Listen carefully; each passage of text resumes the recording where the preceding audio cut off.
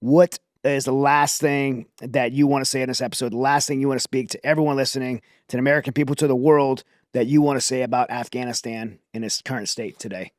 First of all, because I strongly believe in prayers, I ask every man and woman to please keep the Afghan women, children in your prayers, and may the Lord have mercy over them. Because gender apartheid is a heinous crime that is happening today in Afghanistan. All those humanitarian organizations or human rights organizations, they're not talking about it. I remember the cries and tears of those girls that when we left, they stood. They stood with their signboards and they showed to the world, and they were resisting against the Taliban. During the day, Taliban didn't touch them, but at night, the Taliban hunted them from their houses and brought them to the Taliban jails or police stations, and they took off their clothes and they gang raped them. The internet is full of those videos. I cannot take names for you right now. If you just search the Afghan girls raped by the Taliban, you will see their interviews on YouTube, on other social media channels. Some of them are still over there. Some of them were tortured and killed.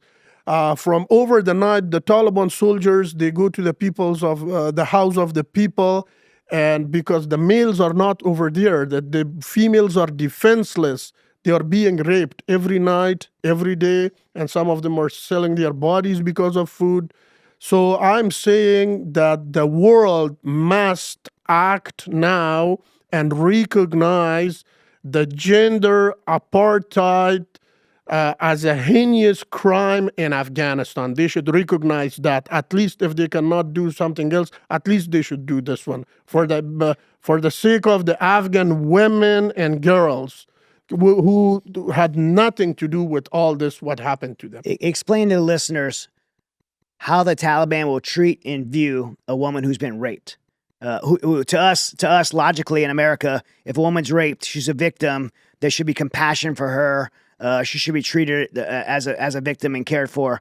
But to the Taliban, if a woman is raped, how do they view her now?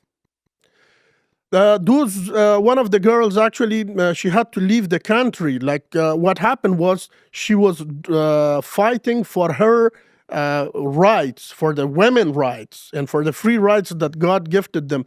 So the Taliban, they took these ladies to the Taliban jail, and from over the night, they brought all those dirty, barbaric soldiers, and they sat down, they forced the girl, they told them to take off all your clothes because you want democracy. Now, democracy means this, to take off all your clothes and dance in front of us. And that's how they look at those girls. But once they're raped, they're trash now. They are trash. They are trashed, and they torture them and they kill them. They don't leave them alive, because if they leave them, like a few of them, they let them alive, they run away to Germany. Today they are in Germany, and every day they are making video clips and they are talking, they are interviewing, they are talking about what happened to them in the jail.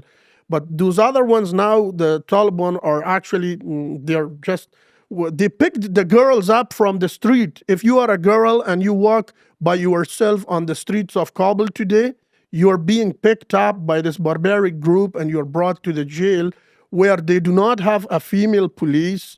There is no justice system in the process in Afghanistan. It's all a bunch of barbaric males, all terrorists. They're making decisions about your future, about your life.